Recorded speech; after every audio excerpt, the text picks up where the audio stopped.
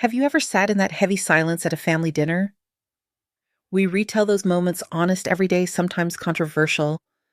Every story is a mirror. Subscribe, join the conversation, and maybe find a little healing. The ambulance lights painted my front yard in blue and red.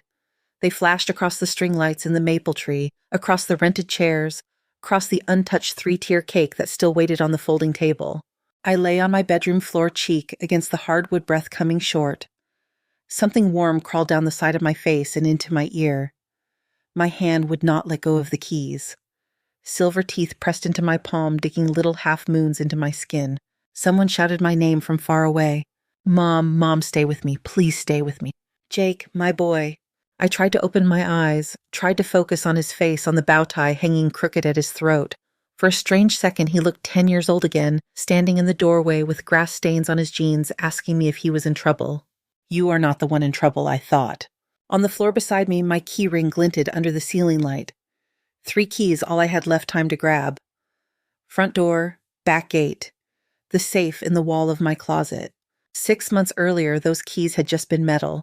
That was before the woman in the white suit walked up my front steps and kissed my cheek like she had always lived here. It was a Sunday in October when Jake brought her over. I was in the kitchen pouring coffee into the chipped blue mug Michael used to love. The house smelled like cinnamon and dishwasher soap. Outside the maple tree he had planted the year Jake was born was shedding red leaves onto the deck. The TV in the living room murmured about rain coming in off the coast. The doorbell rang. My dog, a graying mutt named Cooper, gave one half-hearted woof from his bed. I wiped my hands on a dish towel and checked my reflection in the microwave door. 60. Lines at the mouth. Hair going silver around the temples. The same house. The same key hook next to the bedroom door where my keys had hung every night since Michael died. The bell rang again, 2 quick chimes. Mom, it's me, Jake called. I brought somebody. I opened the door. Jake stood on the porch in his work boots, in a worn flannel, his dark hair pushed back, that wide boyish grin on his face.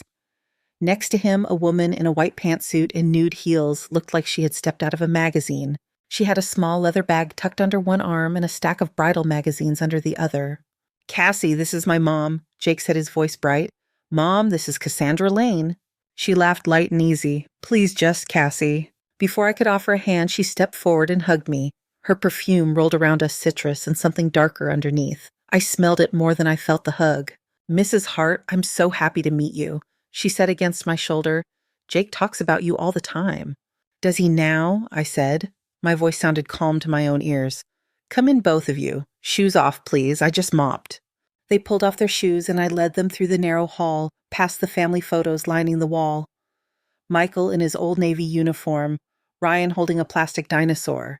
Jake in his cap and gown, my arm around him, my dress wrinkled from crying. Cassie's gaze skimmed the frames as we walked. She did not stop, but her eyes slowed on each one like a scanner. We sat at the worn oak table in the kitchen. I poured coffee.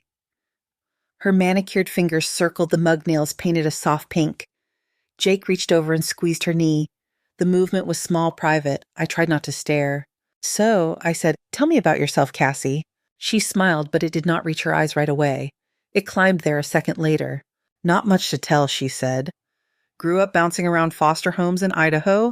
No brothers, no sisters, no parents, just me. I moved to Portland after college because I wanted trees and rain. She looked out the window at the wet branches of the maple. Guess I got my wish. I studied her profile. Strong jaw, pale eyes, makeup perfect but not heavy. Everything about her felt arranged. The way she sat, how she pushed a lock of blonde hair behind her ear, the way she let silence sit just long enough before filling it. I always dreamed of a house like this, she said softly.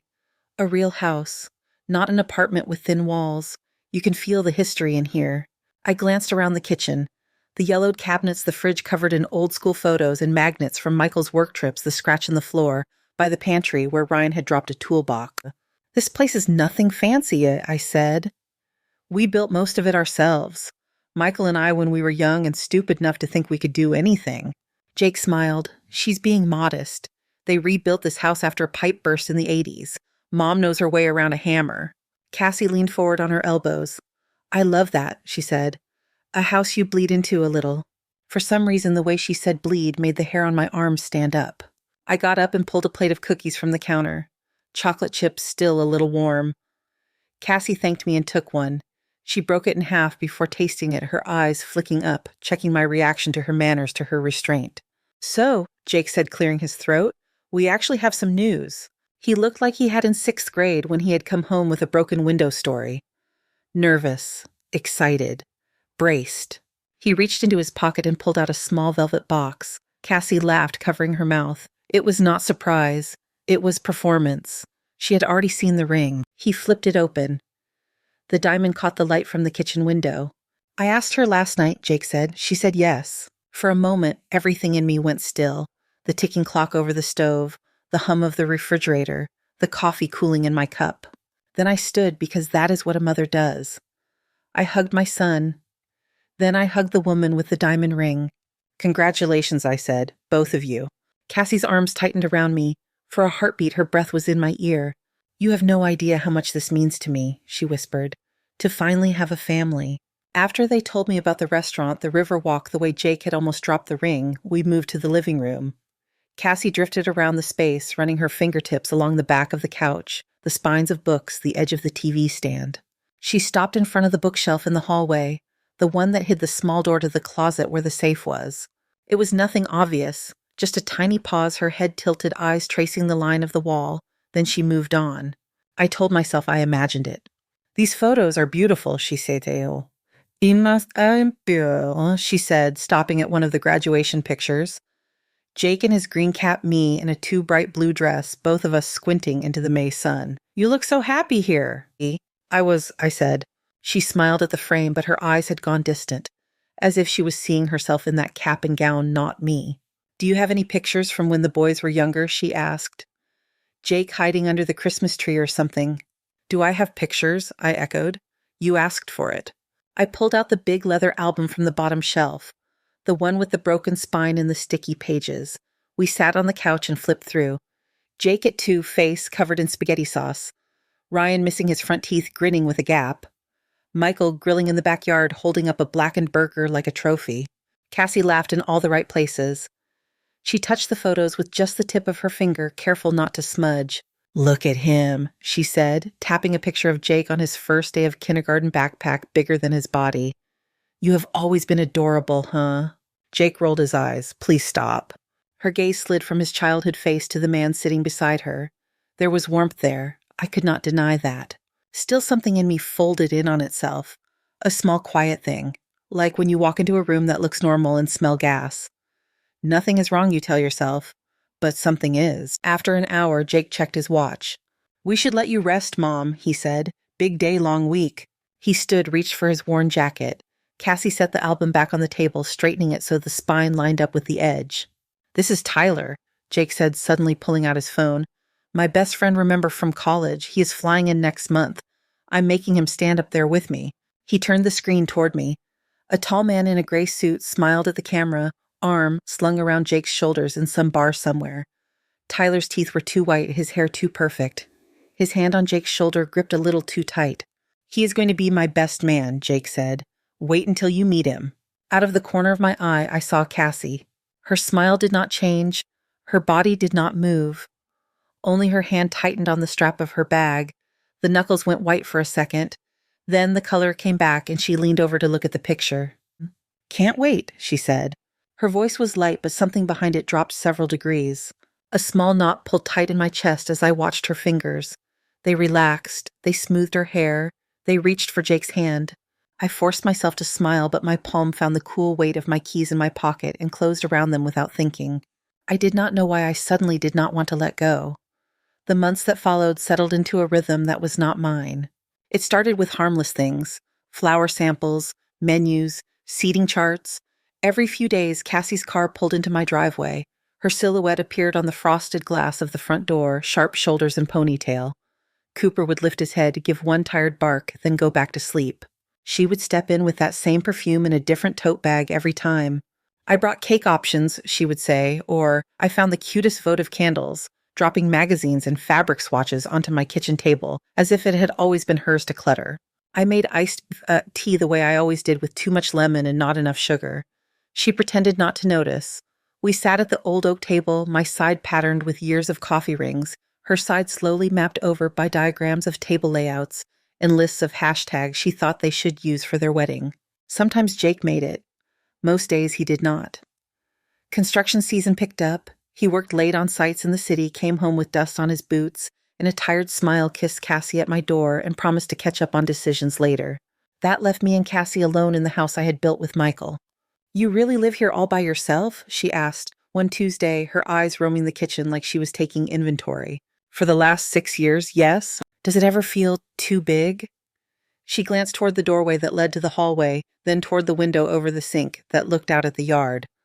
"Like too much to take care of." I rinsed raspberries in a colander, the cold water stinging my fingers. "It keeps me busy," I said. "The roof leaks now and then. The furnace sounds like a truck. That maple drops a million leaves. But it is home."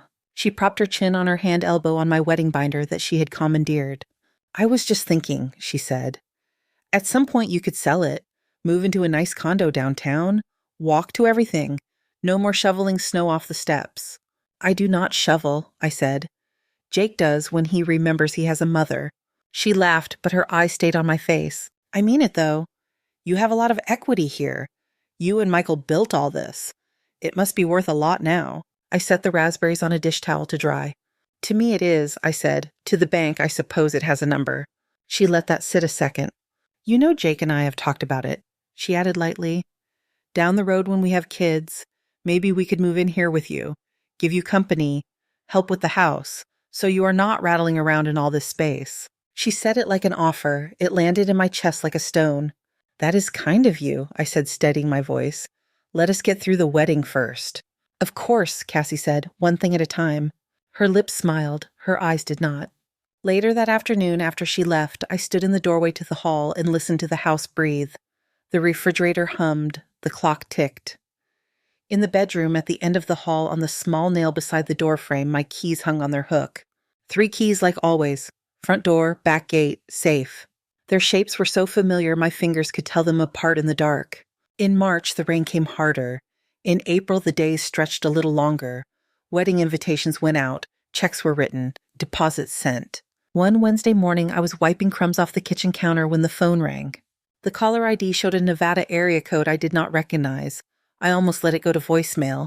Old habits of caution around unknown numbers. Something made me pick up. "Hello, this is Ellen. Ms. Hart." A bright, practiced voice on the other end. I heard noise behind it. A roll of wheels. A faraway chime. "This is Amanda calling from the Desert Star Hotel in Las Vegas. Am I speaking with the mother of Jacob Hart?" My heart flicked once at the name of my son. "Yes. Is everything all right?" "Nothing urgent," she said quickly. "We are doing a courtesy call. Our records show Mr. Jacob Hart and Ms. Cassandra Lane stayed with us last September the 15th through the 18th. There were some personal items left in the room safe. We mailed a notice, but it came back undelivered. We wanted to check the address." The rag slipped in my hand. "I am sorry, did you say last September?" "Yes, ma'am. Room 1914, a double. Check in on the 15th, check out on the 18th. I have it under Jacob Hart and Cassandra Lane." September. The week Jake had told me he was in Seattle checking on a foundation issue.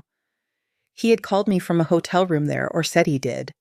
I remembered the sound of traffic in the background. I remembered how tired he had sounded. I stared at the small square calendar pinned to the side of the fridge, even though those days were long past. "I think there is a mistake," I heard myself say. "My son was working that week." "I understand, Sophens," the woman said. I could hear her smile through the line. "It happens. Could have been another Jacob Hart. We will make a note. Apologies for the inconvenience." "What was left in the safe?" I asked. "Just some documents and what looked like a small flash drive," she said. "Nothing of high declared value." "I see," I said. "Thank you for letting me know." "Of course. Have a great day." She hung up. I stood in my kitchen with the phone in my hand, my pulse loud in my ears. The house felt tilted all at once. I set the phone down and walked the length of the hallway, fingertips brushing the wall. In my bedroom, sunlight pooled on the bedspread. Dust floated in it. The closet door stood half open. I pushed it, the rest of the way moved aside shirts and coats, and touched the cool metal of the small safe recessed into the wall. Mine was closed. I spun the dial opened. It checked the fat manila envelope that held my deed, my will, the insurance paperwork. My mother's watch lay in its velvet case. The cash I kept for emergencies was still there, the edges of the bills aligned as I had left them. No one had touched it. Not that one, not yet. I closed it again, shut the closet, and went back down the hall. On the way out of the room, I took my keys down from the hook and slipped them into my pocket like I was afraid they might walk away on their own. That evening, I almost called Jake. I picked up the phone, dialed his number, then stopped before hitting the last digit. What was I going to say?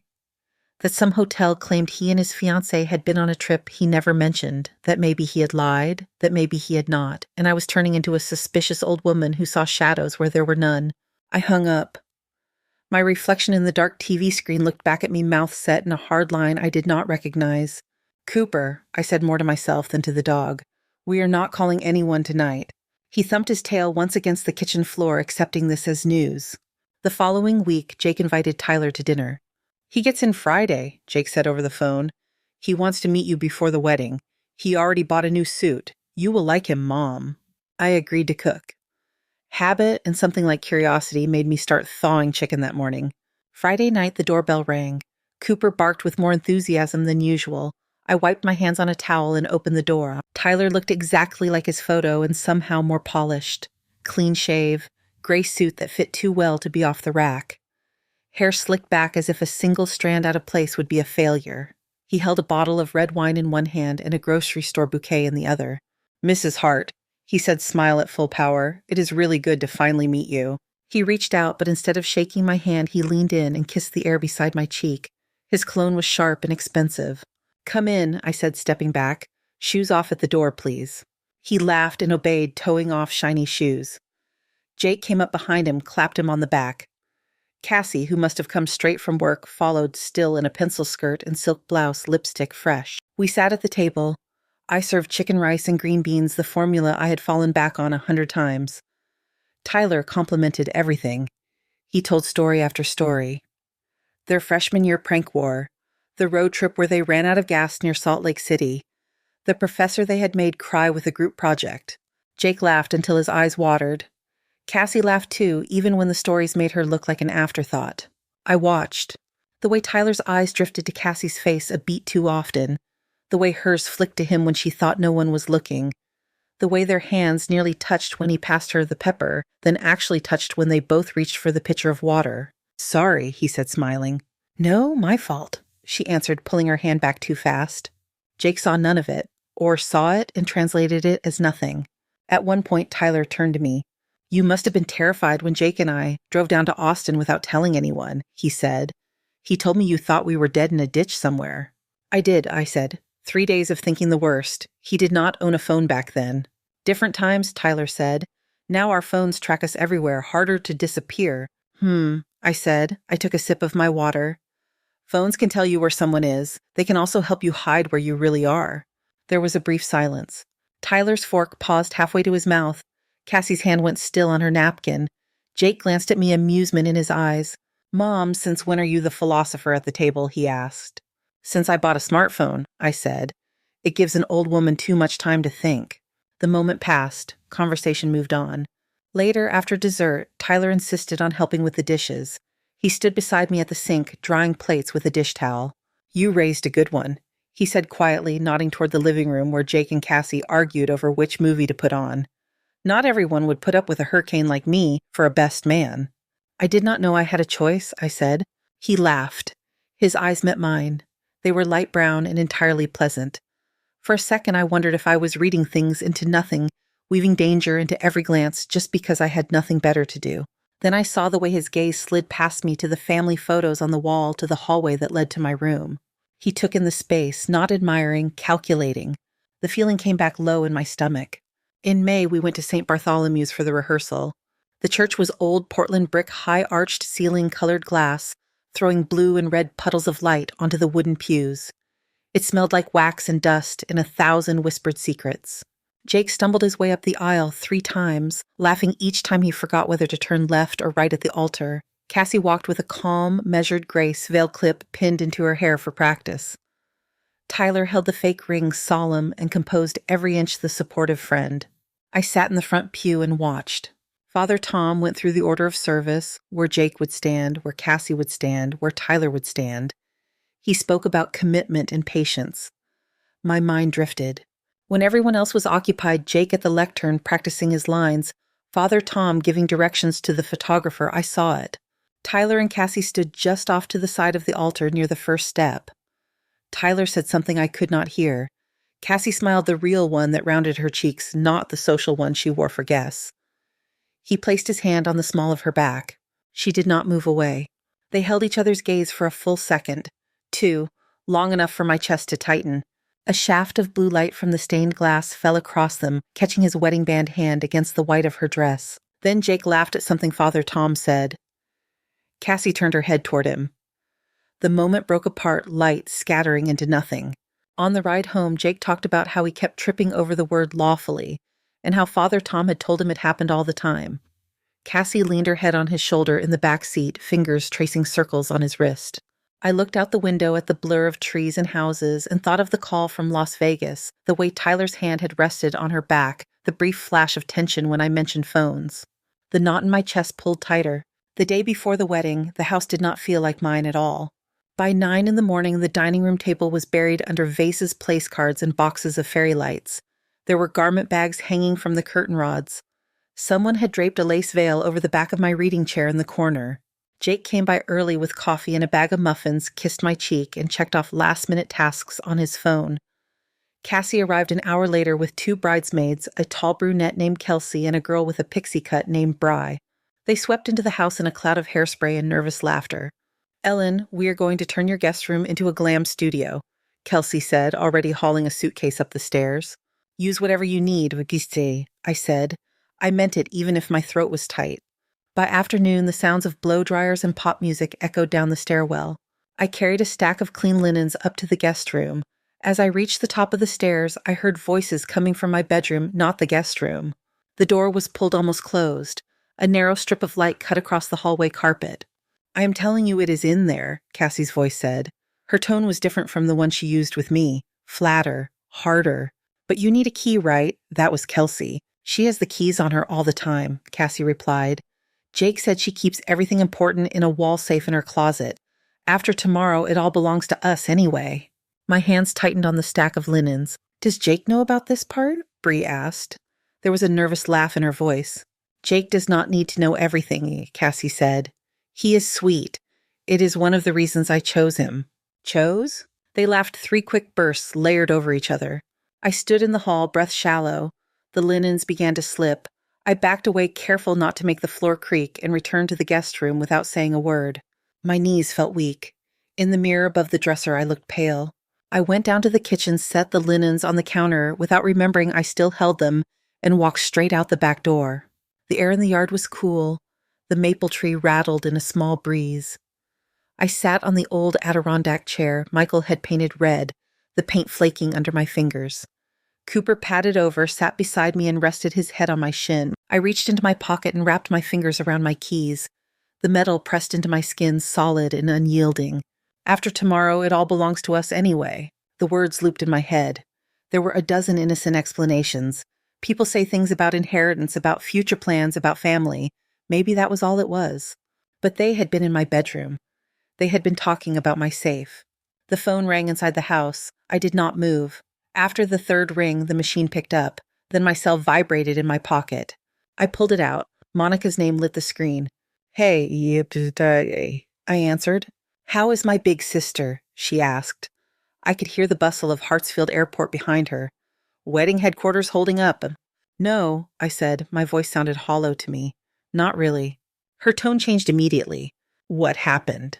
I told her about the call from Las Vegas, about the way Cassie watched the house, about the look between her and Tyler at the church, about the conversation I had just overheard through my own bedroom door. Monica listened. I could hear her breath steady on the other end.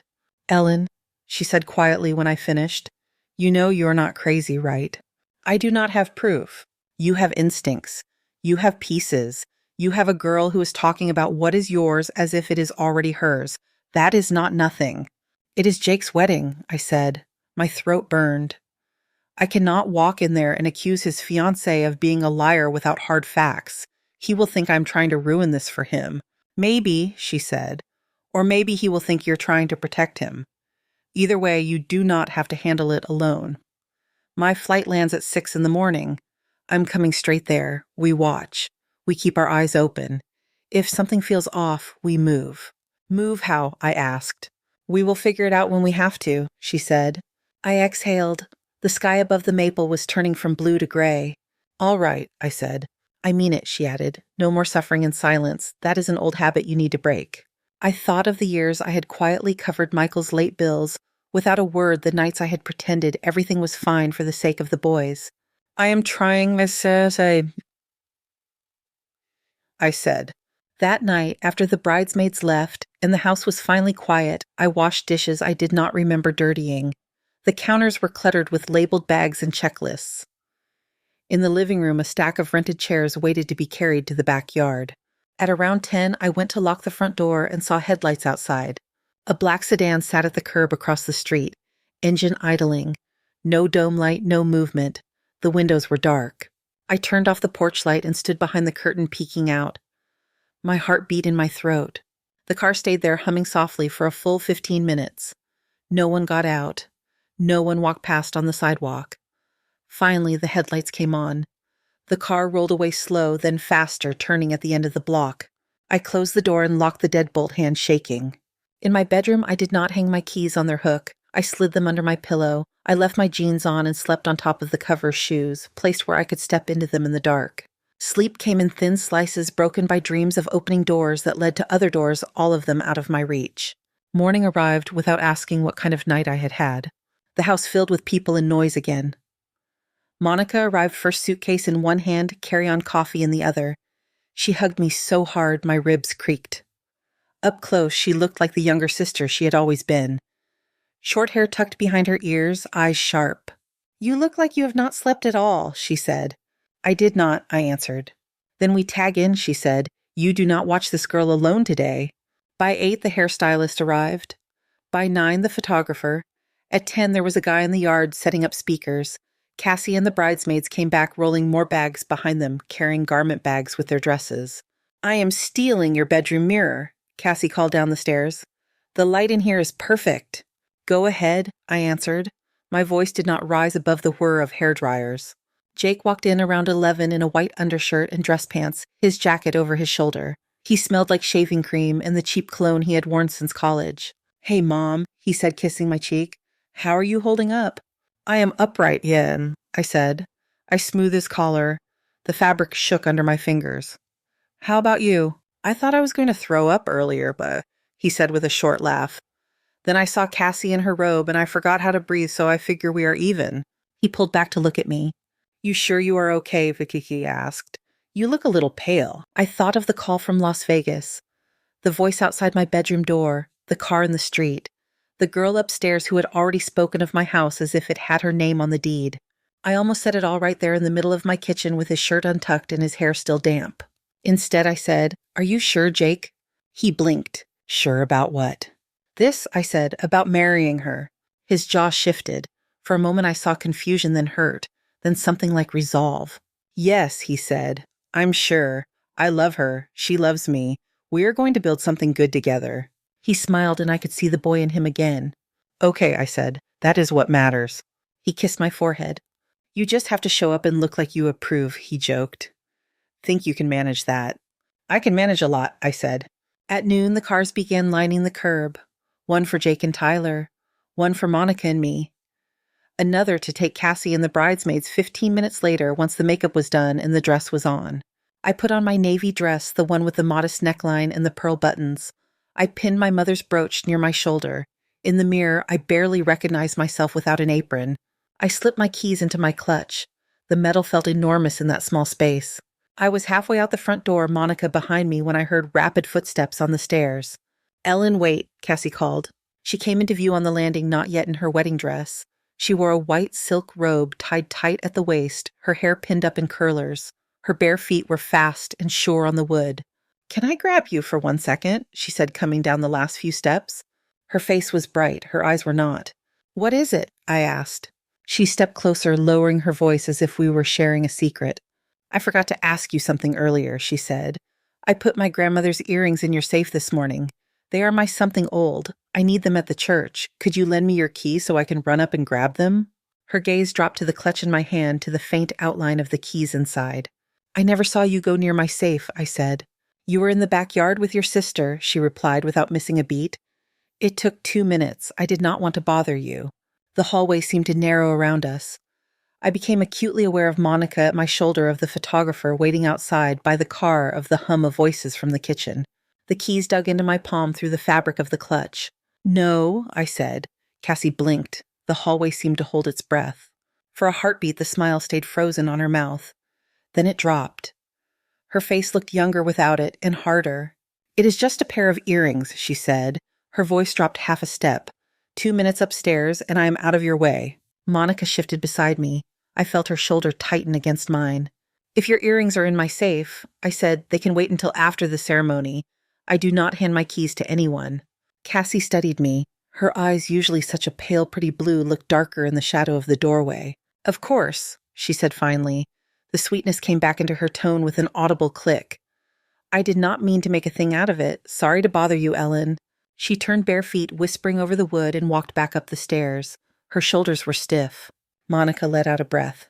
That was interesting, she murmured. I closed my fingers more tightly around the clutch, the keys pressed into my palm. Let us get in the car, I said. Outside, the photographer snapped a few candid shots of us leaving the house. He asked us to pause at the bottom of the steps, turn and look at each other as if he had just said something hilarious. I bared my teeth in something that might have passed for a smile. Monica and I slid into the back seat of the sedan that would take us to St. Bartholomew's. The driver nodded in the rearview mirror, confirmed the church address, and pulled away from the curb. For the first block, neither of us spoke. Tell me exactly what she asked for, Monica said at last. She claimed she put her grandmother's earrings in my safe this morning, I said. While I was supposedly in the backyard, she wanted the key to go get them. She was never alone up there this morning, Monica said. I was with you. From the time she came in until the hair girl arrived, you and I were in the kitchen. I know, I said. The city slid by outside the window. Trees, stoplights, people waiting at bus shelters with coffee cups in their hands. Life going about its business while we sat in a padded gray car in our nice dresses and argued silently about how much to destroy in one afternoon. What are you going to do? Monica asked quietly. I do not know, I said. The words came out thin. Jake looked at me in that kitchen and told me he was sure. He said he loved her. There is a church full of flowers and food set up in my yard. If I walk in and accuse her with nothing but phone calls and overheard whispers, he will think I have lost my mind. Maybe, she said, or he will remember all the times you were right before anyone else. I watched my reflection flicker on the glass as we passed under a bridge. For a second, my face doubled, one image overlaid on another. I do not have anything solid, I said. A hotel clerk on the phone, a feeling, her hand on his friend's back, a car outside the house. She is smart enough to explain all of it away. Monica reached over and took my wrist. You may not be ready to blow it up, she said, but you are also not going to ignore what you see. You watch. I watch. If something happens, we do not pretend it did not. I nodded once. The driver turned into the church parking lot. St. Bartholomew's brick facade rose in front of us, the stained glass windows catching the gray afternoon light. Cars lined the lot. Guests in suits and dresses made their way up the stone steps, laughing, adjusting ties, smoothing skirts. The car stopped. I felt the keys shift in my clutch with the movement. Monica squeezed my hand before we stepped out. Inside, the air was cool and faintly scented with candle wax. Organ music drifted from the front. White and pale blue flowers lined the aisle. A photographer crouched near the altar, adjusting a lens.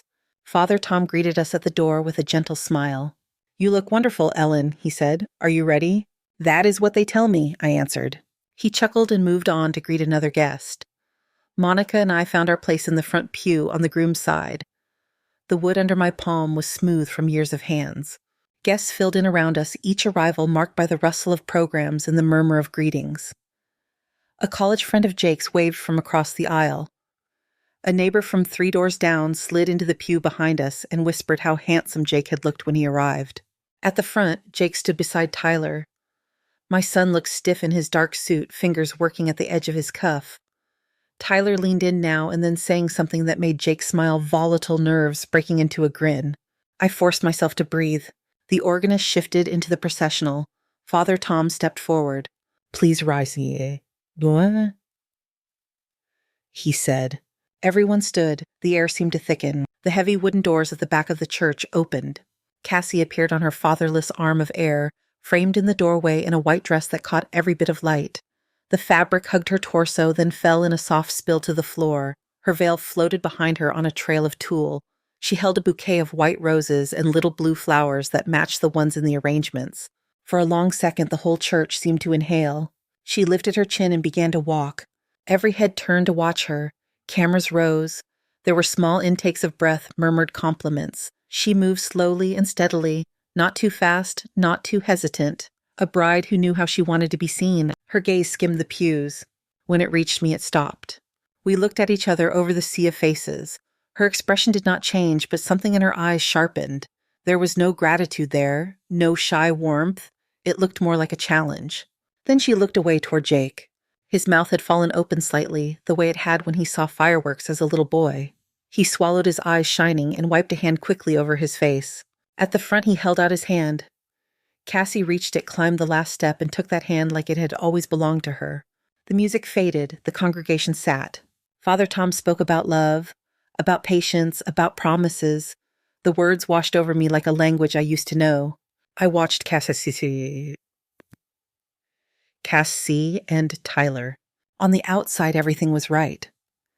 Tyler stood at Jake's right shoulder holding a small velvet box.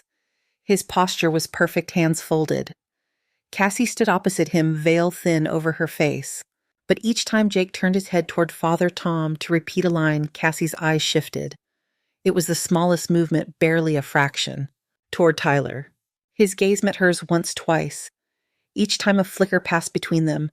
It was too quick for anyone who was not looking for it. Monica noticed. I felt her body tense beside me. "You see that?" she whispered, her lips hardly moving. "I see it," I whispered back. The readings came and went. A cousin of Cassie's read something from Corinthians in a shaky voice. One of Jake's old teammates stumbled through a passage from a letter to the Romans and laughed awkwardly at his own mistakes. The congregation chuckled with him. Time did its usual trick in rooms like that, slow and fast at once. Then it was time for the vows. "Jacob and Cassandra have decided to write their own vows," Father Tom said. "They will share them now." Jake's hand shook as he took a folded piece of paper from his pocket. He cleared his throat, looked at Cassie, and then at the congregation. "When I met you," he began, "I thought you were way out of my league." Laughter rippled softly through the pews. He talked about how she made him want to be better, how he had never cared about linen thread count until she came along, how she laughed at his worst jokes. His voice cracked once and he laughed at himself, wiping his nose with the back of his hand. Cassie dabbed under her eyes with the corner of her bouquet. Her shoulders shook once in what looked like emotion. Then it was her turn. She pulled out her own paper, written in looping, precise handwriting. She talked about never having a real family, about how Jake and I had opened a door she thought would always be closed, about safety, about forever. Her voice trembled in all the right places. She looked at Jake when she said his name. She looked at me when she said the word home. The congregation sighed. Behind the veil of words, I thought of the hallway, the quiet click of her bare feet on my stairs, the way she had spoken in my bedroom when she thought I was not listening. Jake slid a ring onto her finger. His hand hovered, then steadied. Tyler held out the other ring, and Cassie took Jake's hand and placed a band around it, her fingers lingering for a second longer than needed. "You may kiss the bride," Father Tom said.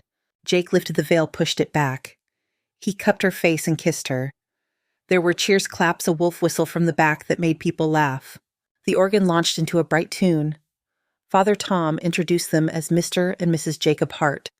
They walked down the aisle together, her arm hooked through his. People reached out to touch them, to brush their hands, to offer quick hugs. As they passed our row, Cassie turned her head. "Thank you for everything," she said to me, sweet as sugar. "I am so lucky." The words landed oddly in my ear. Outside, the cold air hit like a slap after the incense and body heat. Rice and flower petals flew. Photographers barked instructions. "Parents of the groom in close now," one called. "Put your arms around them." Yes, just like that. I found myself between Jake and Cassie. His arm came around my shoulders. Cassie's hand rested lightly on my back. "Smile," the photographer said. I did. "One with just the girls," he added. "Mother of the groom and bride together." Jake stepped out of frame. Cassie and I stayed. She tucked her arm into mine, leaned close for the camera. "You look beautiful," she murmured. "So do you," I said.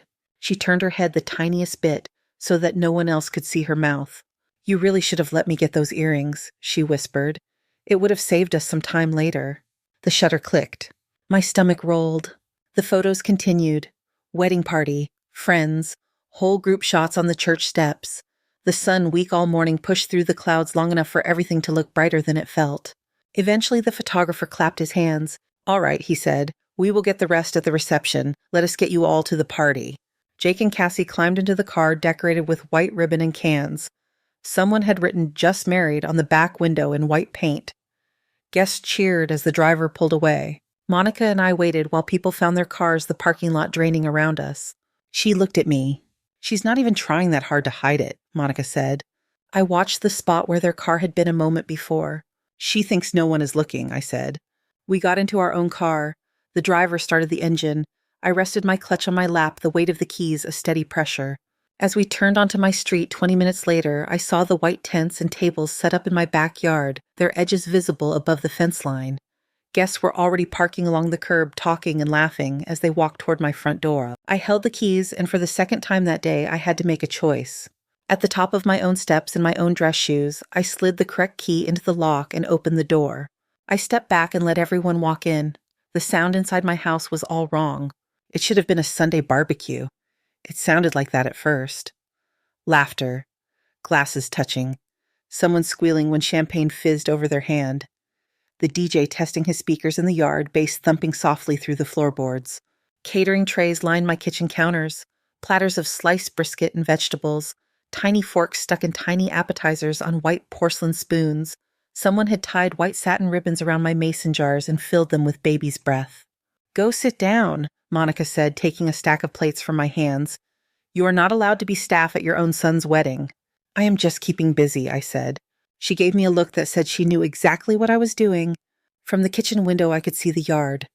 The maple tree wore a net of string lights. Round tables draped in white cloths filled the grass. People milled around them, drinks in hand. The rental dance floor gleamed in the late afternoon light. A cheer went up near the side gate. "They are here," Monica said. We stepped out onto the back porch. A white sedan pulled into the alley that ran alongside my yard. The back door opened. Jake climbed out first, jacket off, tie loosened. He turned and reached back into the car. Cassie emerged in a swirl of white, one hand lifting her dress away from the gravel, the other holding his. The sun caught the sequins on her bodice. For a second, everyone clapped and whistled, and she basked in it. They walked under the arch that had been wrapped with eucalyptus and fairy lights. The DJ turned the music down. "Ladies and gentlemen, welcome the new Mr. and Mrs. Jake Hart," he called. Another cheer rolled across the yard. Jake grinned. Cassie lifted their joined hands in the air like a prize fighter. For a while, everything followed the script. There was the first dance under the maple tree. Cassie barefoot Jake in his sock feet, her dress skimming the wooden planks. He stepped on her hem once. She laughed and smoothed it out, not missing a beat. Guests watched with soft faces, phones held up. There was the father-daughter dance modified into something else. Cassie danced with Father Tom, which made everyone chuckle. Then there was the mother-son dance. Jake took my hand and led me to the center of the floor. A slow song started something we had heard 100 times on the radio when he was a teenager. His hand rested on my shoulder, mine on his arm. For the length of the song, he was just my boy again. "You look like you did at prom," I said. He snorted. I was not nearly this terrified at prom. He looked past me toward the tables, the cake, the guests.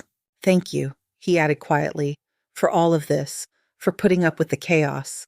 "It is your day," I said. "You remember the chaos. I will remember the dishes." He smiled. For a moment, the knot in my chest loosened. When the song ended, Cassie reclaimed him. The dance floor filled. People talked louder to compete with the music. Toasts came next. Tyler spoke first. He stood with a microphone in one hand and a glass of champagne in the other. His suit jacket was off sleeves, rolled tie askew in a calculated way. "I met Jake freshman year, Quito," he began. "He was the only guy on our floor who knew how to do laundry." Laughter. He told stories. The time they got locked on the roof of their dorm. The night they decided to drive to the coast at midnight and nearly froze. The time Jake talked him out of a speeding ticket. All carefully chosen to make Jake look loyal, solid, safe. Near the end, Tyler looked at Cassie. "When he told me about you, he said, I figured here we go another girl who is too good for him." The crowd laughed with him. "But then I met you," he went on, And I thought, well, at least she has a good taste in lost causes. More laughter. He raised his glass. To Jake and Cassie, he said, may your life together be long, weird, and full of stories you never tell your mother. Heads turned toward me. I smiled politely. Cassie took the microphone next. She thanked everyone for coming. She thanked the bridesmaids for keeping her sane. She thanked the vendors. She thanked Father Tom. She turned to me. And Ellen, she said. Her voice softened, microphone held closer. You have opened your home and your heart to me. You have made me feel like I belong. I hope I can be even half the mother you are. People murmured their approval. Someone at the back said all out loud. Cassie's eyes met mine. In the space between us, I heard the echo of her other voice, the one in the hallway saying, after tomorrow, it all belongs to us anyway. She handed the microphone back to the DJ. The music came up again. Plates clinked, chairs scraped, forks dug into food. Monica touched my arm. Eat, she said. You need something in your stomach. I tried. The chicken tasted like paste. The salad was wet and cold. I chewed and swallowed and felt none of it. From our table near the back door, we watched. Jake moved from group to group, hugging, laughing, posing for photos. Cassie stayed close for a while, then peeled away to talk to some friends from her job. Tyler seemed to exist in a permanent triangle between the bar, Jake, and Cassie. Each time I looked up, it seemed his gaze was already somewhere it should not be. At some point, Cassie came over to our table. Ellen, she said, touching the back of my chair, do you mind if I run upstairs to fix my lipstick? My bag is in your room. Every part of me wanted to say no, to tell her to use the bathroom downstairs, to stand up and block the door with my body. Go ahead, I said. Monica turned her head sharply toward me. I will be right back, Cassie said. Do not let them cut the cake without me. She slipped inside through the sliding glass door. A few minutes later, Tyler drifted over. You two doing okay, Ivashka? He asked. Can I get you anything drink dessert? We are fine, Monica said. Have you seen Cassie? I asked, pretending casual. She is around, Iseka said, probably fixing her hair. He scanned the yard while he spoke as if he were counting heads. He did not seem to notice that he had not answered my question. He wandered back toward the bar. Monica leaned in. She has been gone more than 5 minutes, she said. I checked my watch, 6:37. We had started dinner around 5. I am going in, Yin, I said. I am coming, Monica said. Inside the noise dulled. The air was cooler. The hallway smelled like food and perfume and old wood. I could still hear the bass of the music outside, but the voices were muffled like a party in another building. The living room stood empty, the couch still bearing the indent of some guest's suit pants. The gift table in the corner overflowed with wrapped boxes and envelopes. Someone had set empty champagne flutes along my bookshelf. Upstairs, Monica said. I climbed the stairs slower than I wanted to. My knees complained. Halfway up, I heard something. Not music, not laughter. The metallic clink of metal on metal. A drawer sliding, paper rustling. The light under my bedroom door glowed brighter than usual. The door itself was wide open. I stepped into the doorway. Cassie stood with her back to me, facing the open closet. My clothes hung pushed aside.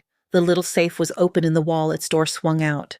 She held my manila envelope in one hand and a handful of cash in the other. My jewelry box sat open on the bed lids, flipped back contents spread in neat piles. Her wedding dress hoisted up around her hips so she could move took up half the floor. Stop, I said. The word came out small and hard. Cassie flinched. The cash fanned out of her hand and fell onto the closet floor. She spun to face me. For the first time since I had met her, there was nothing practiced on her face. No sweet, no soft, only naked anger. You are not supposed to be in here, I said. This is my house too now, she said. Your son married me. That makes this ours. My heart thudded. The room felt too bright. Close that safe, I said. Step away from my things. She laughed once, short and humorless. You really think a piece of paper and some rusty hinges can keep anything from changing, she said, tilting the envelope. You built this place. Your husband died. Your kids moved out. You are one trip on those stairs away from losing all of it. She took a step toward me, still holding the envelope. Give me the keys, Ellen. I realized then how close to the doorframe I still stood. There was not much room behind me, only the hall. My keys are none of your business, I said. Everything you have is my business, Vikash, she said. Jake is my husband. This house is in his future. You are just the person keeping it locked right now. Her eyes flicked to my clutch still in my hand from when I had come inside. Hand them over, she said. We can do this the easy way. Monica appeared at my shoulder. What is going on? She asked. Cassie's gaze snapped to her, then back to me. She tightened her grip on the envelope. Your sister is being dramatic, Cassie said. I came up to get my earrings and she walked in screaming like I was robbing a bank. You are in her safe, Monica said. That looks like robbing to me. I have a right to be here, Cassie said. Her voice climbed. I have a right to what is going to be mine. You have a right to nothing. You have to lie to get, Monica shot back. The room seemed to tilt again. My peripheral vision narrowed. I could feel my pulse in my injured knee and my neck and my fingertips. Put the envelope back, I said. Step away from my closet. You are not touching my keys. The mask dropped completely then. You selfish old woman, she snapped. You would rather die in this place than let anyone else live in it. You would rather see your son miserable than give up control. She took 2 quick steps toward me. Before I could move, before Monica could get between us, Cassie raised her hand and slapped me. The sound was a flat crack in the small room. My head snapped to the side. Heat bloomed across my cheek. I tasted metal. Monica shouted something. I could not catch the words. Give me the keys, Cassie said again. She grabbed my arm. Her fingers dug into my skin. She shoved. My heels slid on the hardwood. For an instant, I tried to catch myself on the edge of the dresser. My hand closed on air. The world tipped. I fell backward out of the doorway. The corner of the nightstand caught me just above the ear. A hard, bright pain exploded behind my eye. Then everything went white. Voices swam around me underwater and far away. Ellen, that was Monica high and sharp. Oh my God, a voice I did not know. My mom, Jake. I tried to say his name. My tongue felt thick. My mouth did not work. Something warm ran down the side of my face and into my ear. The ceiling light above me blurred into multiple suns. A shape moved across it, blocked it. Cassie's face swam into focus for a second. Her hair had fallen out of its pins. Her lipstick was smudged. Her eyes were wide not with concern, but with calculation. It was an accident, she said, loud enough for the hall. She tripped. She got so upset I tried to calm her down and she just fell. You pushed her, Monica said. I saw you. She tripped, Cassie repeated louder. You saw her. She tripped. Sirens wailed somewhere outside. They grew louder, filling the spaces between the words. Hands pressed a towel to my head. People moved around me. Someone yelled directions down the stairs. Jake's face appeared above mine. His eyes were bright with tears, his cheeks streaked.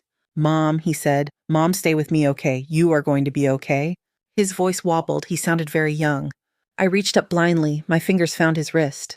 Jake, I said. It came out like a breath. She is lying. Do not talk, he said. Paramedics are almost here.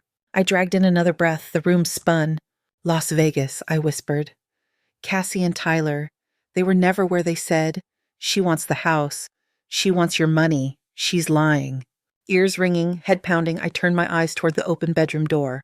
From where I lay, I could see the closet. The safe door still open. The envelope in Cassie's hand. The bed covered in jewelry and papers. One of my necklaces had slid to the floor, its chain snaked across the boards. 2 paramedics in Navy uniforms knelt beside me. One took my blood pressure. The other shone a penlight into my eyes. We need to stabilize her and get her checked out, one said. Looks like a nasty head knock. Behind them, 2 uniformed police officers appeared. A woman with her hair pulled back in a tight bun and a man with a shaved head. What happened here? The woman asked. I was coming to check on her, Cassie said immediately. Her voice shook on cue. She looked smaller now, hugging her arms. She got so angry. She started yelling at me, accusing me of trying to steal from her. I tried to walk past, and she just slipped and hit her head on the table. You slapped her and shoved her, Monica said. I saw you. She told you to get away from her things, and you went at her. The female officer raised a hand. One at a time, she said. Ma'am, you are Cassie Hart. Cassandra Lane Hart, Cassie said. Yeah. And you are, the officer turned to Monica. Monica Price, her sister. I was standing right here. The male officer went into the bedroom, careful not to step on the scattered items. I watched him through the doorway. He looked from the safe to the bed to the floor. Looks like someone was going through your property, ma'am, he called, raising his voice so I could hear. She broke into my safe, I managed to say. I did not give her permission. I have every right to be here, Waz, Cassie said. Tears filled her eyes, ready to fall. Jake told me she kept our documents in there. I just went to get what he said was waiting for us, and she started screaming. Jake looked from me to Cassie, confusion written all over his face. Did you tell her there were documents for her in the safe? He asked. No, he answered himself, realizing it as he said it. I did not. Then maybe you told Tyler, Cassie said desperately. Maybe he misunderstood and told me. It has been a crazy week. The male officer stepped back into the hall, holding something small and metallic between thumb and forefinger. You recognize this, he asked me. It was a flash drive, thin, silver, no label.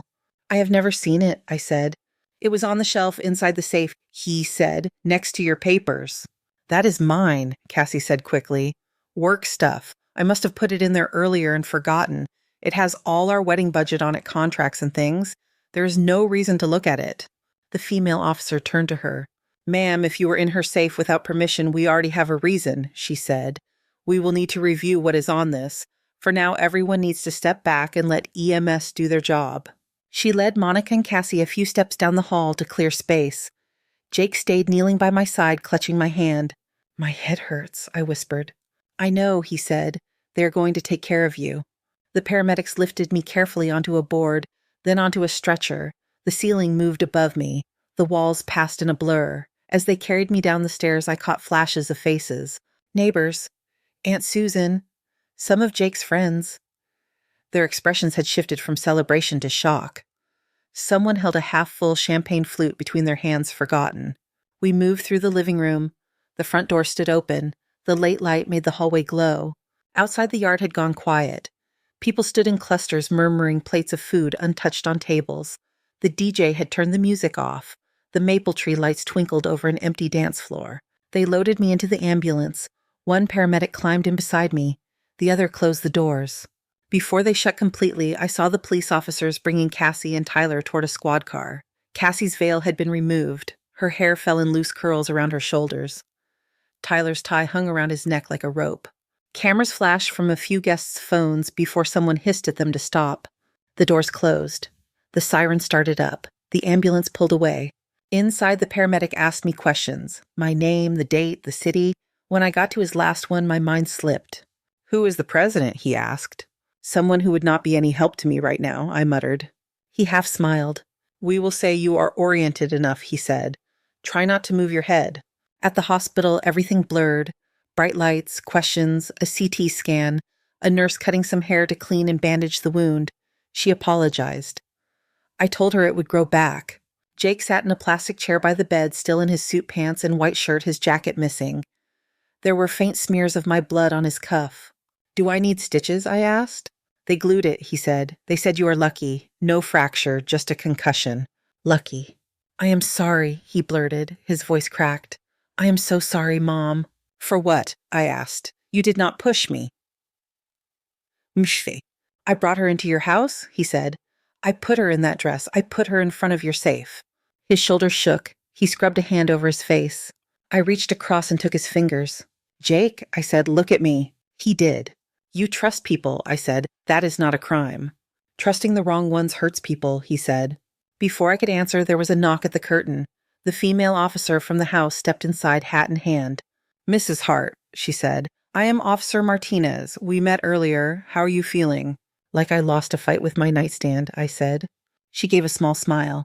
We have been at your house, she said. My partner and I secured the scene. We have a few things we need to go over with you when you are up to it. Now is fine, I said. Jake straightened in his chair. Officer Martinez took a notepad from her pocket. First, she said, I want to let you know that you are not the only person involved here. Given what we found in the safe and in your bedroom, this appears to be more than a family argument. What did you find? Jake asked. She looked at him. Is it all right if your son hears this? He needs to, I said. She nodded. The flash drive we recovered from your safe did not contain wedding budgets, she said. It contained several folders. One with photographs taken at the Desert Star Hotel in Las Vegas last September. The subjects of those photos are Cassandra Lane and Tyler Reed. There is at least one where they are kissing in a hotel room bed. Jake went very still. In another folder, she kinked. Tja. We found documents. Drafts of powers of attorney transfer of property forms, instructions on how to gain access to your accounts and your son's. Some are templates. Some are filled in with your names.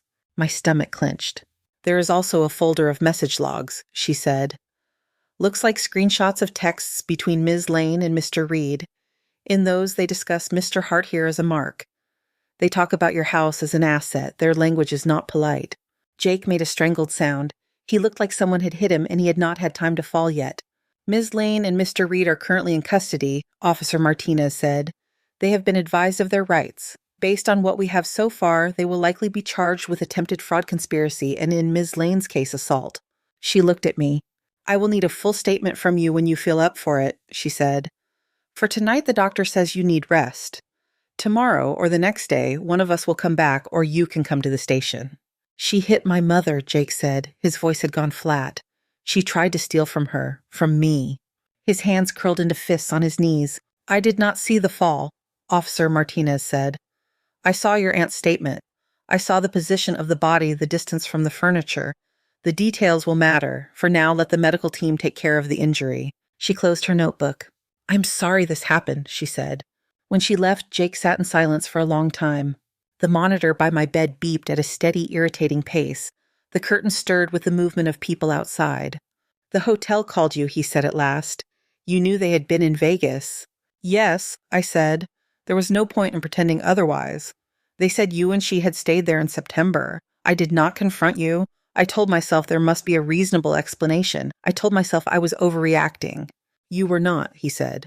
I heard her in my bedroom yesterday, I added, talking to her friends about my safe, saying after today everything would be theirs. I still did not stop the wedding. He looked at me, eyes red. Why not? He asked. Because I did not have proof, I said. Because if I had been wrong, I would have blown up your life for nothing.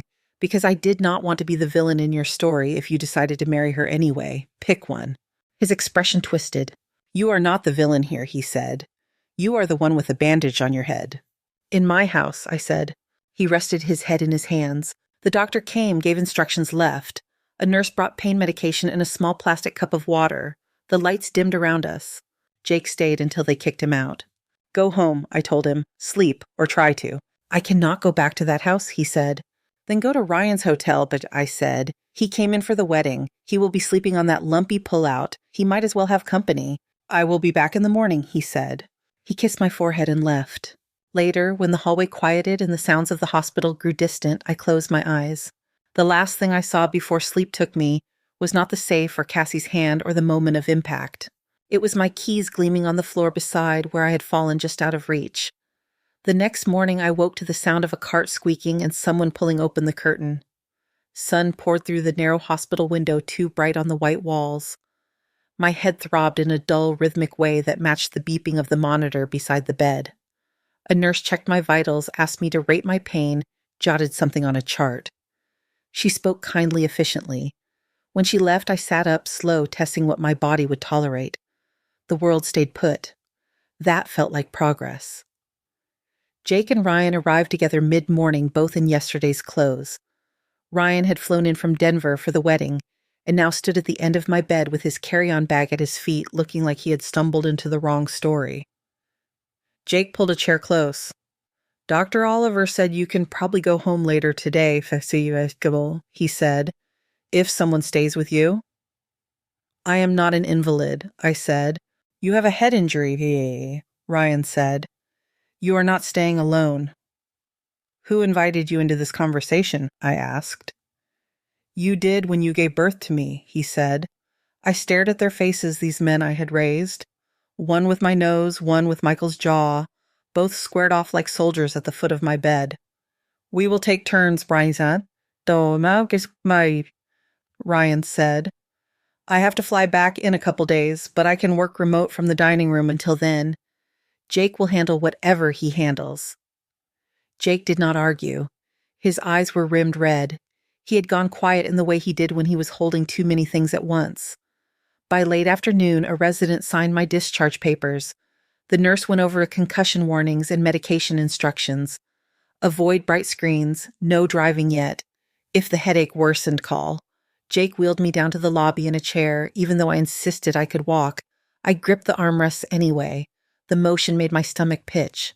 The ride home was a blur of raindrops on the windshield and the hum of the engine. When we pulled into the driveway, the house rose up in front of us, familiar and strange at the same time. From the street, you could not see much of what had happened. The maple tree still stood. The porch light was off. The front steps had a few smudges of dirt from too many dress shoes. Inside it was clear. A stack of folding chairs leaned against the wall in the hall. A half-empty cooler sat in the living room. The dining table was covered with flower arrangements starting to wilt at the edges and a pile of cards addressed to Mr. and Mrs. Hart. In the kitchen, the counters were mostly cleared, but the smell of barbecue sauce and frosting lingered in the air, clinging to the curtains. Jake watched me take it in. "We started cleaning, Guillaume," he said. "Monica made everyone dump their drinks and leave last night. She's at her hotel now, but she threatened to come back and drag you to her place if you overdo it." "Smart woman," I said. "She is bossy, Vi," Ryan said. "I like her." They helped me to the couch and arranged pillows around me as if they were tucking in a child. I let them. When my head hit the cushion, I realized how exhausted I was. On the coffee table, someone had lined up my keys. I picked them up. Their familiar weight settled into my palm, anchoring me in a room that still smelled like strangers. "Do you remember what happened?" Jake asked quietly. "I remember enough," I said. "I remember telling her no. I remember her hand." He swallowed. "I spent half the night reading those messages they found on the drive," he said. "Officer Martinez emailed copies to the DA and the DA sent them over." "Jake, you should not torture yourself with that," I said. "I needed to see it," he said. Every time my brain tried to say maybe it was a misunderstanding, there would be another screenshot, another photo from Las Vegas, another line where she called you deadweight. Ryan shifted uneasily in the armchair to my right. "Do you want us to stay somewhere else tonight, as your show?" he asked. "In case it is too much having both of us here." "This is my house," I said. "I am not the one who needs to leave." He nodded as if he needed the reminder too. The next day, Officer Martinez came to the house with a man who introduced himself as Assistant District Attorney Craig Willis. He carried a worn leather satchel and a tired expression. We sat at the dining table, the same place Cassie had laid out her seating charts. A faint ring from one of the centerpieces shadowed the wood. "First," Willis said, "I need to hear everything you remember from your point of view, Mrs. Hart. From when you first met Cassandra Lane to the events yesterday afternoon." He set a small digital recorder on the table, clicked it on, and nodded for me to begin. I told him. I kept to concrete things, dates, times, words I had actually heard, no theories. I spoke about the afternoon Jake brought Cassie over in her white suit, about the questions she asked about the house, about the call from the Desert Star in Las Vegas, about Tyler's eyes on her at dinner, about the rehearsal, the way his hand had rested on her back under that blue light. I described the conversation outside my bedroom, the words "after tomorrow it all belongs to us anyway," the way I had stood in the hall holding a pile of linens, as if that could keep me from falling through the floor. I described the morning of the wedding, the request for my keys, the lie about the earrings, the way her voice had changed when I said no. Finally, I described walking into my room and seeing the closet open, my papers and jewelry scattered, the safe door swung wide, her hand on the envelope that held my life. When I spoke about the slap and the shove, my cheeks seemed to burn again. My hand went unconsciously to the bandage on my head. Willis did not interrupt. Officer Martinez made a few notes, her pen scratching quietly. When I finished, he clicked the recorder off. "Thank you," he said. "Your account is consistent with what we saw at the scene and with your sister's statement. The digital evidence from the drive is strong. Between your testimony and what we are beginning to learn from other jurisdictions, we have a solid basis for charges." "Other jurisdictions," I repeated. He folded his hands. "It appears Ms. Lane did not start with you," he said. "We have already identified one case in Nevada and one in Arizona with similar patterns. Different names used, but matching photographs and messages. We are reaching out to those victims." My stomach turned. "So she has done this before," I said. "Yes," he said. "And she did not do it alone. Tyler Reed appears to have been her partner in more than one situation." Ryan let out a breath like he had been punched. "What happens now?" Jake asked. "We move forward," Willis said. "There will be an arraignment, then pre-trial motions. We will keep you informed. At some point, there will likely be a plea offer. If that is rejected, we go to trial. You will not have to go through this without support." He glanced at me. "I'm not going to ask you to decide anything today," he said. "You're still recovering. I will be in touch." After he left, the house settled around us again. The days turned into a pattern of small tasks. Monica stayed another week. She took charge of the visible wreckage. She packed up leftover favors and donated them. She boxed the decorations and hauled them to the garage. She helped Jake return rental chairs and clear dishes. I was not allowed to lift anything heavier than a plate. I watched from the couch or the end of the hall as my home slowly returned to its original shape. One afternoon, when the yard was finally empty, I stepped out onto the back porch without anyone hovering. The grass bore faint circles where the tables had been. The dance floor had left a pale rectangle in the lawn. A few strands of light still hung from the maple unplugged. The wind moved them gently. For a while, I just stood there breathing. Then I went back inside and picked up the phone. I called a locksmith. He arrived the next day in a dented van toolbox in hand, smelling of metal and cigarette smoke. His name was Trevor, and he had the calm demeanor of someone who spent a lot of time making sure other people could close doors. I walked him through the house. Front door, back door, side door off the kitchen, garage, the gate in the fence. "I want them all changed," I said. "Every lock, every deadbolt." He nodded, not asking why. Maybe he did not need to. The drill whirred. Screws rattled into a small tray. Old brass cylinders came out and new ones slid in. When he finished, he handed me a set of 6 shiny keys on a ring. Their teeth were clean, their metal bright. "Keep the old ones for scrap, he said. "Or for art." I held the new keys in my palm. They were the same shapes as the old ones, but they felt different. After he left, I fetched a small box from my dresser drawer. Inside, I laid the old keys. I traced the nicks and dull edges with my thumb. These were the pieces of metal I had refused to hand to a stranger, even when she was wearing a dress my son had chosen. I closed the lid and put the box on the top shelf of my closet behind a stack of sweaters. The new keys went on the hook by my bedroom door. Time passed. It was uneven. Some weeks crawled. Others slipped away while I was not looking. Jake started seeing a therapist downtown. At first, he resisted, bristling at the suggestion, but after 2 sessions, he stopped making jokes when he came back. He did not say much about what they talked about. He did not need to. He went back to work gradually, half days, then full. For a while, he avoided job sites that required travel. Portland had enough buildings that needed shoring up. Once a week, sometimes more, he came over for dinner. He would help me carry groceries in, then sit at the table while I cooked, talking about drainage issues or clients who wanted to cut corners. Sometimes we did not talk about anything important at all. That was its own kind of important. Ryan visited more often than he had before. He made a point of calling on Sundays. He would ask if anyone suspicious had driven slowly down the street that week. I would tell him about the new mailman or the neighbor's cat. The case moved forward. There were dates in courtrooms. Not the big dramatic ones you see on television, mostly small ones where lawyers argued about evidence and scheduling. Eventually, a trial date landed on the calendar. On a cold morning in January, almost a year after the wedding, that had not really been a wedding at all, I walked into the courthouse with Jake on one side and Monica on the other. Ryan had flown in and trailed behind us, carrying his own quiet fury. The courtroom smelled like dust and coffee. The benches were hard. The fluorescent lights did no one any favors. We sat behind the prosecutor's table. When they brought Cassie in, I almost did not know her. Her hair, once carefully lightened and styled, had grown out darker and hung blunt around her face. She wore an orange jumpsuit that matched nothing. Her skin looked sallow.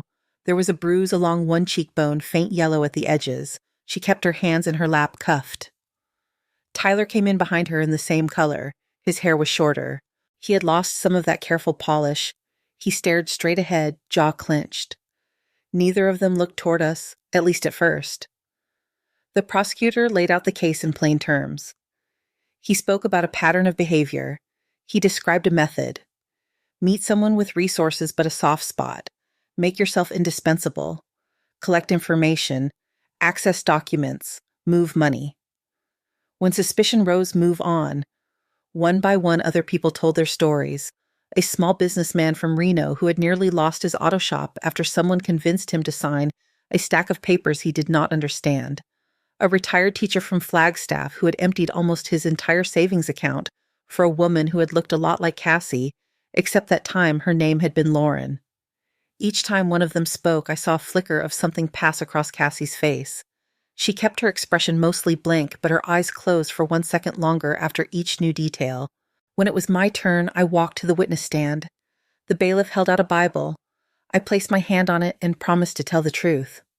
The prosecutor asked his questions. I answered as I had at my table, but this time with 12 strangers watching my hands. I did not look at the defense table until he asked me directly. "Do you see the person who pushed you in the courtroom today, Mrs. Hart?" he said. "Yes," I said. "Can you point to her and describe what she's wearing?" he asked. I lifted my hand and pointed. "She is sitting there," I said, "in the orange jumpsuit. Her hair is brown now. Her name is Cassandra Lane." For a moment, Cassie's eyes met mine. There was nothing in them I could read. In the end, the defense had very little to say. There were half-hearted efforts at framing the events as misunderstandings. There were suggestions that perhaps the documents on the drive had been taken out of context. Even the defense attorney sounded unconvinced. The jury went out. They came back quicker than I expected.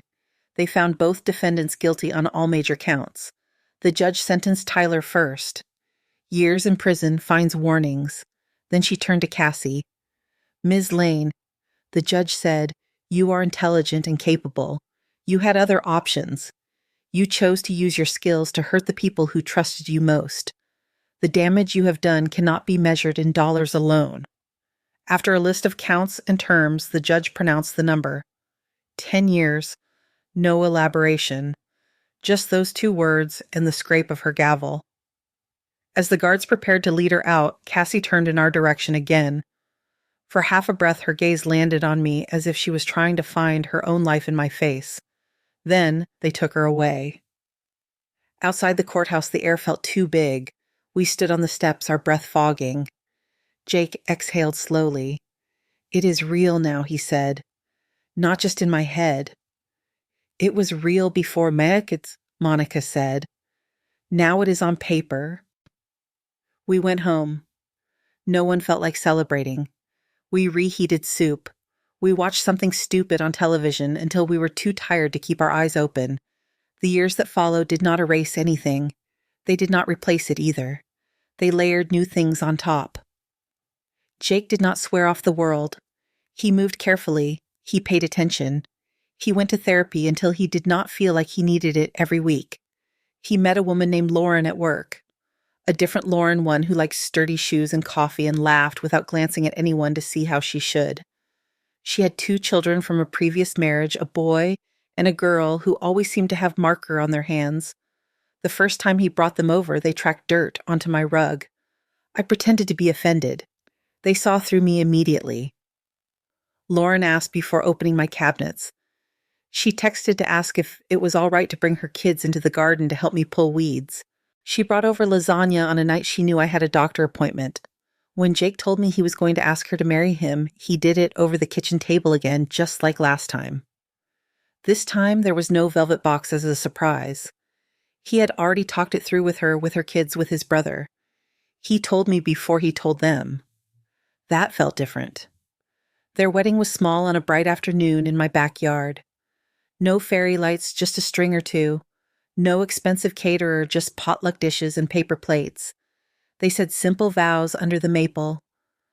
I wore the same navy dress, but with a different brooch. When they had their first child together, a little girl with a shock of dark hair and a laugh that started in her belly, they brought her by the house straight from the hospital. Her name was Olivia. The first thing she did in my arms was grab the chain of my necklace and pull. On Sundays, when they came for dinner, she liked to drag my keys off the hook and carry them around the metal, clinking against her plastic toys. I let her as long as she did it where I could see. One spring afternoon, about 2 years after the trial, the phone rang while I was folding laundry. The caller ID showed a number I did not know, but with an Oregon prefix. "Hello," I said. "Mrs. Hart," a woman's voice said. "My name is Dana Kelly. I am a social worker at Northside Correctional Medical. I hope I am not calling at a bad time." My heart stumbled. What can I do for you? I asked. I am calling about an inmate, she said. Cassandra Lane. You are listed in her file as a victim contact. She has been in a physical altercation and is being treated here on the medical unit.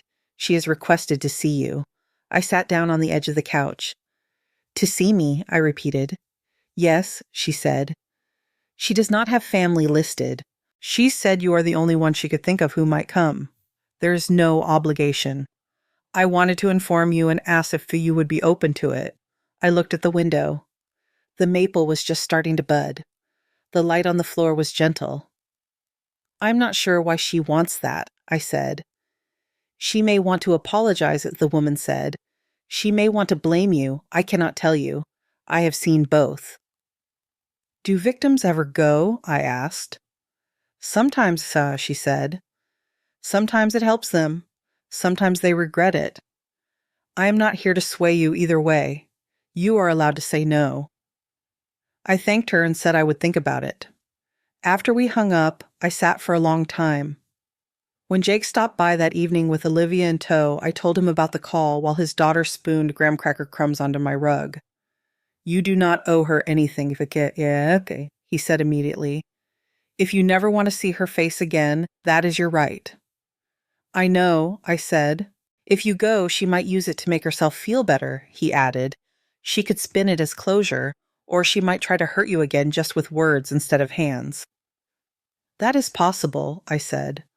Or you might get something out of it, he admitted. Only you can decide if it is worth it. He looked worried. Olivia scooted over and leaned against my leg. I smoothed her hair. I will think about it, I said. I thought about it overnight. The next morning, I called the social worker back. A week later, she met me at the entrance to the prison hospital. The building was concrete and glass set back from the road. The air in the lobby smelled like disinfectant and vending machine coffee. We walked down a narrow hallway. Doors lined it on both sides, some open, some closed. I could hear a television somewhere, voices from a game show turned up too loud. In here, the social worker said. The room looked like any other hospital room. White walls, a bed with raised rails, a monitor, an IV pole. The difference was the metal cuff on the bed rail and the correctional officer sitting on a chair in the corner, arms crossed. Cassie lay propped up against pillows. Her arm was in a cast. A bandage wrapped her forehead. There were purple shadows under her eyes. Without makeup, without styling, she looked smaller. The years inside had hollowed her out. When she saw me, something like shock flickered over her face. You came, she said. I said. My voice sounded steady. The social worker introduced us formally, as if we had not already shared a lifetime. I will be right outside, she said. Officer Grant will stay in the room. She left, closing the door part way. I stepped closer to the bed, stopping where the polished tile floor met the worn rubber mat. What do you want, Cassie? I asked. She licked her lips. They were cracked. I do not know, she said. When they asked who to call your name came out of my mouth. You are the only person who ever told me no. She let out a breath that might have been a laugh. I thought I was going to die, she said. In that fight, over nothing, over a tray of food. Her good hand picked at the blanket. I figured if I did, she went on, I should at least try to say I am sorry before I go. I watched her fingers. The nails were short now, no polish. You nearly killed me, I said. You lied to my son. You tried to rip my house out from under my feet. I know, she said, her voice cracked. There is no excuse. I can tell you my story if you want. I can tell you about the foster homes and the men who walked away and how nobody ever gave me anything I did not take. It would all be true, and it would not change what I did. She swallowed. You were kind to me, she said. You made me coffee. You showed me pictures. You told me about your husband and your boys. I used all of that against you. The correctional officer shifted in his chair, the plastic squeaking. I thought if I could just have enough, she said, money and house security, I would finally feel safe. Turns out I am sitting here with a broken arm in 10 years and I have never been more scared in my life. She looked at me. I do not know how to be any other way, she said quietly. I never learned. You did. That is why I hated you. The room hummed. I thought of the girl she had pretended to be on my porch, hugging her jacket around her shoulders, saying she had always dreamed of a real house. I thought of the woman in my bedroom, hand on my envelope, calling me selfish. You do not get to turn me into your teacher, I said. That is not mine to carry. I know, she said again. We sat in the quiet for a moment. Do you want me to say I forgive you? I asked her. She flinched. You are allowed not to, she said. You are allowed to walk out of here and never think of me again. There was a raw honesty in that. It took me by surprise. I looked at her, really looked, and saw the truth of it. She had hurt people. She had planned it, executed it, profited from it. She had done harm with her eyes open. She also looked utterly, profoundly alone. I'm not here to give you a speech, I said. I am here so that when I sleep tonight, I know I faced you with my eyes open. That is for me, not for you. Her eyes filled. She blinked hard. If you ever figure out how to be different. I said, that will be your work to do in whatever time you have, not mine. She nodded. A tear slipped down, tracing a path around the edge of the bandage. Thank you for coming, she said. Even if you hate me. I do not hate you, I said. She looked startled. I do not spend my days thinking about you anymore, I said. That would be a waste of what I still have. I turned to go. At the door she spoke again. Ellen, she said. I paused. For whatever it is worth, she said, the day you told me no on those stairs was the first time in my life someone did not give me what I wanted. I never forgot the look on your face. It has been following me around in here like a mirror. I did not answer. Outside in the hallway, the social worker waited with a clipboard. How did it go? She asked. I did what I came to do, I said. On the drive home, the clouds broke. The sun hit the wet streets in a way that made everything shine for a few minutes. Later that week, Jake called. Are you okay, Faye? Yeah, I asked. I have been waiting for you to call me with a story about how she tried to manipulate you into feeling sorry for her. She tried to apologize, Faye, I said. She told me some things about herself. I told her some things about myself. You regret going Foucault? He asked. No, I said. Did it change anything, Heikis? He asked. Not out there, I said. In here, maybe a little. I touched my chest. And what about her yet? He asked. I do not know, I said. That is not my job to monitor. He sighed. Olivia drew you a picture, I said. You are very tall in it. I smiled. She's a terrible realist, I said. Tell her to bring it Sunday. He did. On Sunday, the house filled with the good kind of noise. Lauren stirred sauce in a pot while humming under her breath. The older kids argued about board games in the living room. Olivia sat at the table with her crayons gripped in both fists, concentrating fiercely on getting the eyes right. I moved through the kitchen, the hallway, the porch the way I always had, but the weight that had sat in my ribs for years felt lighter. After everyone left and the dishwasher hummed, I stood alone in the hall. The hook beside my bedroom door held my keys. 6 of them now. New metal. The edges still sharp. Below them, on the floor by the wall, a faint dent marred the baseboard where the nightstand had hit when I fell. I had never gotten around to fixing it. I ran my fingers over the mark, then over the keys. The house was quiet, but it did not feel empty. I took the keys down, felt the familiar heft, and hung them back up. Then I went to bed, turned off the lamp, and closed my eyes in a house that was still mine.